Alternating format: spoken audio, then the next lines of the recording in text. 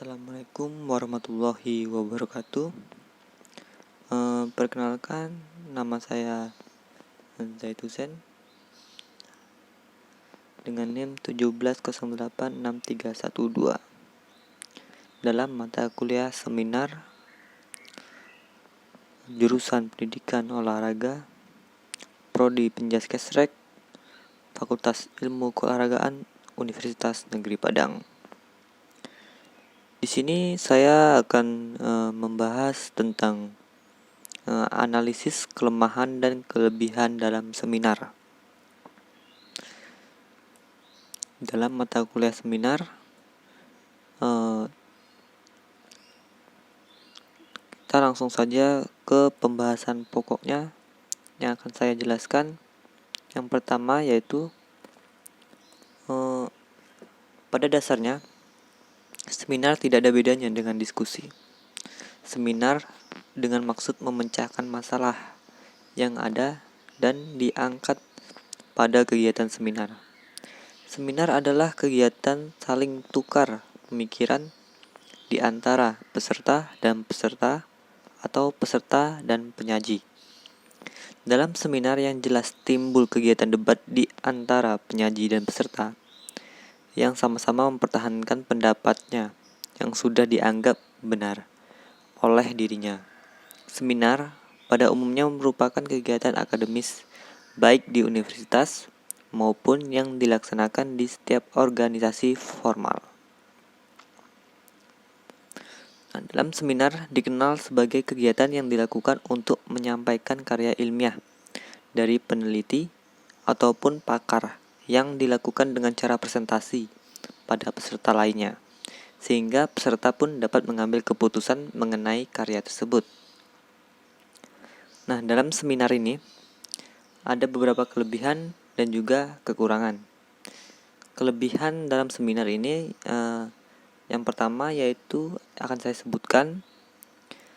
Yang pertama membangkitkan bentuk pemikiran logis, melakukan analisa secara menyeluruh. Yang ketiga, prosedur diterapkan pada beragam jenis permasalahan. Yang keempat, membangun konsentrasi peserta. Yang kelima, meningkatkan keterampilan dalam mengenal permasalahan. Nah, kekurangan dalam seminar ini antara lain memakan banyak waktu. Yang kedua, membutuhkan pimpinan terampil.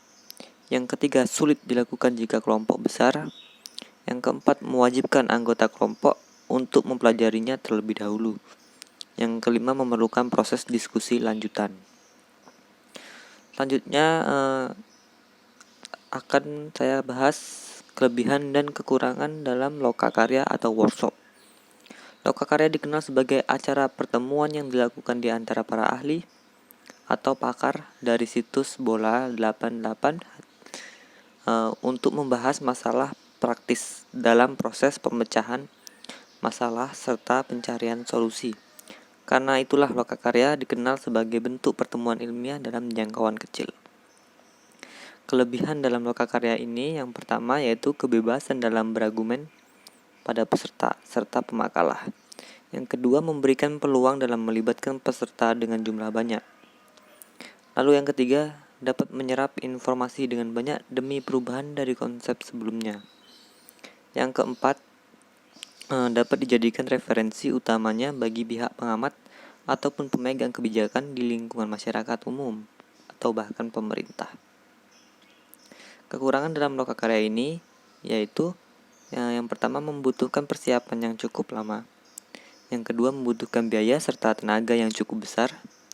Yang keempat, dapat melibatkan orang banyak sehingga menghabiskan waktu dalam proses yang dilakukannya. Yang keempat, dapat menimbulkan pro serta kontra sehingga memicu timbulnya konflik. Selanjutnya saya akan bahas kelebihan dan kekurangan dalam simposium. Nah, dalam simposium ini bentuk diskusi yang dibahas dengan menggunakan beragam aspek pada subjek tertentu dan umumnya diikuti oleh beberapa pembicara, moderator, serta peserta dalam jumlah banyak.